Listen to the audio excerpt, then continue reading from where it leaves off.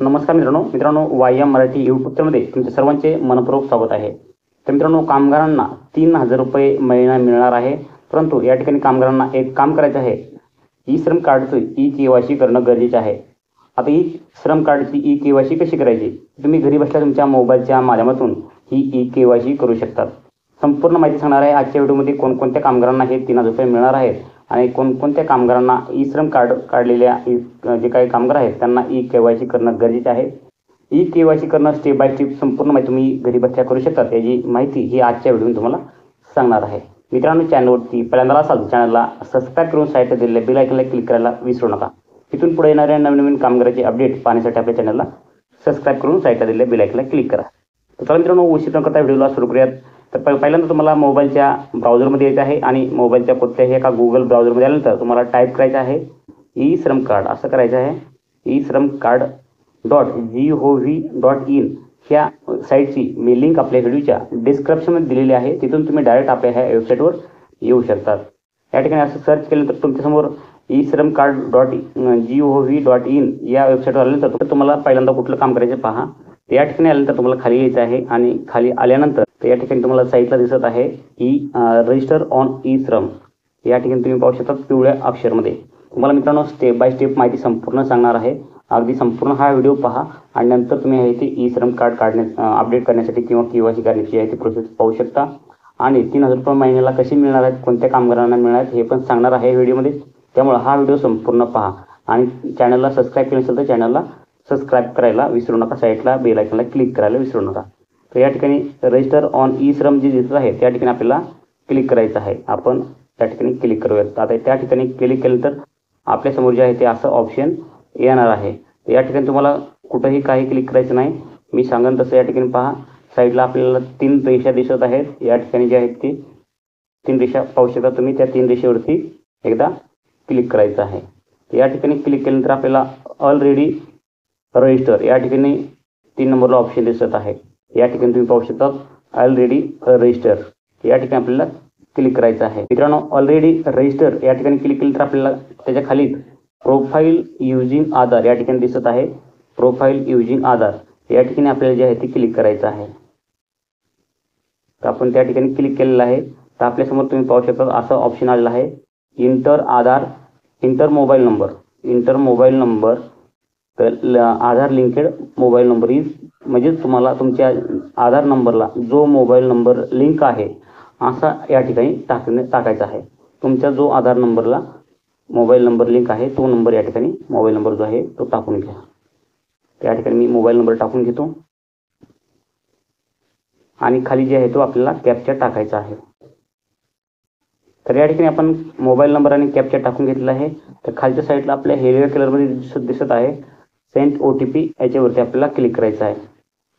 तर आपण send OTPवरती click केलेलं आहे आणि आपल्याला OTP आल्यानंतर जे आहे ते आपल्या या ठिकाणी क्लिक करायचं आहे। तर या ठिकाणी मित्रांनो आपल्याला OTP आला की या ठिकाणी जो रिकामी जागा आहे त्या ठिकाणी OTP टाकून घ्यायचा आहे। या ठिकाणी तुम्ही पाहू शकता OTP आलेला आहे।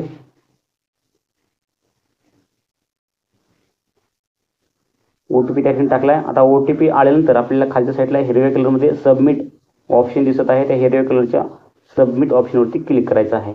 तर या ठिकाणी तुम्ही पाहू शकता अपडेट प्रोफाईल युजिंग आधार। तर आपल्याला आपला जो ई श्रम कार्डला जो आधार कार्ड लिंक आहे त्या आधार कार्डचा या ठिकाणी नंबर टाकून घ्यायचा आहे। तर प्रत्येक बॉक्समध्ये आपल्याला जे आहे ते आपल्याला 4 अंक टाकून घ्यायचे आहेत आधार नंबरचे। तर या ठिकाणी पाहू शकतात खालच्या साईडला जे आहे ते आपल्याला 3 ऑप्शन पाहायला मिळतात। पहिला आहे फिंगरप्रिंट, दुसरा आहे IRS आणि तिसरा आहे OTP। तर आपण या ठिकाणी जे आहे ते OTPचं ऑप्शन मोबाईलवरून करत आहोत तर OTPचं ऑप्शन निवडूयात।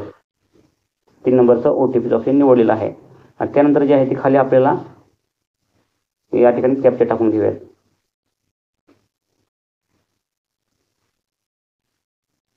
तर या ठिकाणी आपण संपूर्ण आधार नंबर टाकलेला आहे, कॅप्चा टाकलेला आहे।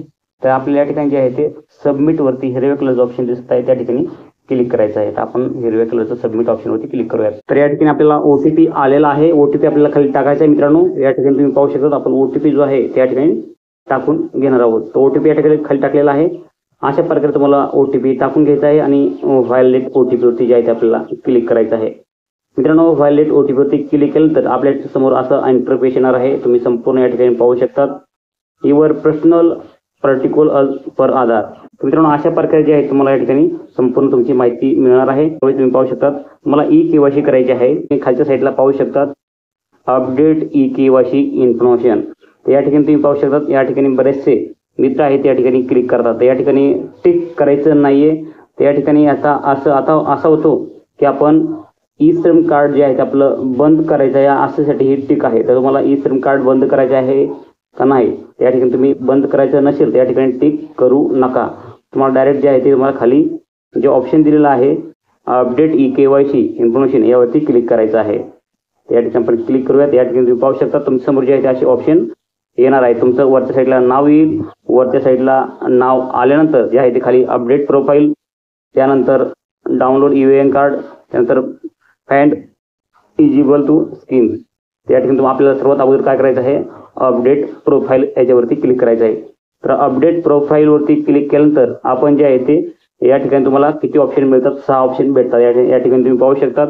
या ठिकाणी पहिलं ऑप्शन आहे पर्सनल इन्फॉर्मेशन, त्यानंतर ॲड्रेस, एज्युकेशन इन्कम, त्यानंतर स्किल्स, बँक अकाउंट डिटेल्स आणि त्यानंतर जे आहे ते प्रिव्ह्यू प्रोफाईल. या ठिकाणी अशा प्रकारे तुम्हाला माहिती भेटते. तर तुम्ही या ठिकाणी तुम्ही पाहू शकता तुम्हाला पहिल्यांदा जे आहे ते आपल्याला काय करून घ्यायचं आहे. या ठिकाणी तुम्ही पहा पहिल्यांदा जे आहे ते तुम्ही या ठिकाणी तुमचं जे आहे बँक अकाउंट डिटेल्स या ठिकाणी जे ऑप्शन आहे बँक अकाउंट डिटेल्स यावरती आपल्याला क्लिक करायचं आहे. या ठिकाणी बँक डिटेल्सवरती क्लिक केलं तर आपल्याला एस या ठिकाणी या ठिकाणी क्लिक करायचं आहे. एस वरती क्लिक केलं तर आपल्यासमोर संपूर्ण आपली जी आहे ती बँकची डिटेल येणार आहे. त्या ठिकाणी तुम्हाला वरच्या साईडला जे आहे ते आपल्याला बँक सीडिंग विंच आधार या ठिकाणी तुम्ही पाहू शकतात वरच्या साईडला जे नाव दिलेलं आहे बँक सीडिंग विंच आधार. या ठिकाणी एस असायला पाहिजे तुमचं. जर एस नसेल तर या ठिकाणी तुम्ही जे आहे तुमच्या बँकमध्ये जाऊन तुमचं बँकेला तुमचं आधार सीडिंग करून घेणं गरजेचं आहे. नसेल तर तुम्ही या ठिकाणी जे तुमचं आधार कार्ड या ठिकाणी बँकमध्ये घेऊन जा आणि जे आहे ते सीडिंग करून घ्या. त्या ठिकाणी पाहू शकता तुम्ही या ठिकाणी संपूर्ण झाल्यानंतर तुमचा जो अकाउंट नंबर हे संपूर्ण जर बरोबर असेल तर या ठिकाणी तुम्हाला काही करायची गरज नाही आणि अपडेट या ठिकाणी असं जे आहे ते ऑप्शन आपल्याला पाहायला मिळते. या ठिकाणी अपडेटवरती क्लिक करून घ्यायचं आहे. या ठिकाणी अपडेटवरती क्लिक करून घेऊयात. या ठिकाणी कंटिन्यू या ठिकाणी करायचं आहे आणि कंटिन्यू झाल्यानंतर जे आहे ते आपल्यासमोर डबल आपल्याला असं ऑप्शन येणार आहेत.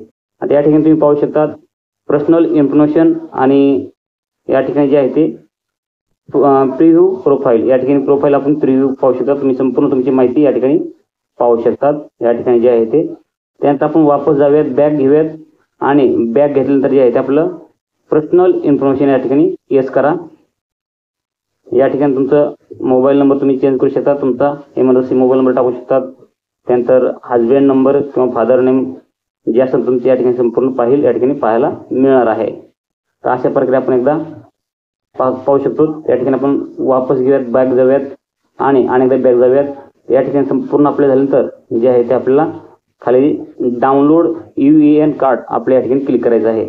त्या ठिकाणी डाउनलोड ई-एन कार्डवर क्लिक केल्यानंतर आपल्यासमोर जे आहे ते असा आपलं जे आहे ते ई श्रम कार्ड डाउनलोड होणार आहे. मित्रांनो अशा प्रकारे तुम्ही तुमचं जे ई श्रम कार्डची ई-केवायसी आहे तुम्ही ई-केवायसी करू शकतात आणि तुमचं जे आहे ते ई श्रम कार्ड डाउनलोड करून घेऊ शकतात. तर मित्रांनो आपला राहिला प्रश्न आता 3000 रुपये महिन्याला कशी मिळतात ते आपण ते बघूयात. आपण वापस आल्यानंतर खालच्या साईडला जे आपण पाहता तुम्ही या ठिकाणी पहा या ठिकाणी जे ऑप्शन दिलेलं आहे 4 पर्सन ऑफ 3000 रुपये मंथ या ठिकाणी तुम्हाला क्लिअर दिसत आहे. या ठिकाणी आपल्याला संपूर्ण माहिती भेटणार आहे. ह्याबद्दल आपण महिन्याला 3000 रुपये कसे मिळतात ह्याबाबत आपण संपूर्ण डिटेलमध्ये व्हिडिओ बनवलेला आहे. तो व्हिडिओ आपल्या चॅनलवरती आहे. तुम्हाला जर पाहायचा असेल तर नक्कीच आम्हाला तुम्ही कमेंटमध्ये त्याची लिंक म्हणून पाहिजे असेल तर नक्कीच लिंक करा. कमेंटमध्ये तुम्हाला त्याची लिंक या ठिकाणी भेटून जाईल. ई श्रम कार्ड लिंक असं टाकायचं आहे तुम्हाला कमेंटमध्ये. तुम्हाला लगेच त्या ठिकाणी जे आहे ते त्या 3000 रुपये महिन्याला कशी मिळतात ह्याचा व्हिडिओ तुम्हाला पाहायला मिळेल. त्या प्रकारे तुम्ही ती संपूर्ण फॉर्म भरून तुमच्या महिन्याला तुम्हाला 3000 रुपये भेटू शकतात. तर मित्रांनो तुम्हाला थोडक्यात माहिती कशी वाटली. माहिती जर आवडली असेल तर व्हिडिओ लाईक करा. सबस्क्राईब करून साईडला दिलेल्या बेल आयकॉनला क्लिक करा. तुमच्या मनामध्ये आणखी काही प्रश्न शंका असतील तर नक्कीच आम्हाला कमेंटद्वारे कळू शकतात. भेटूयात नवीन माहिती नवीन व्हिडिओमध्ये. जय हिंद जय महाराष्ट्र.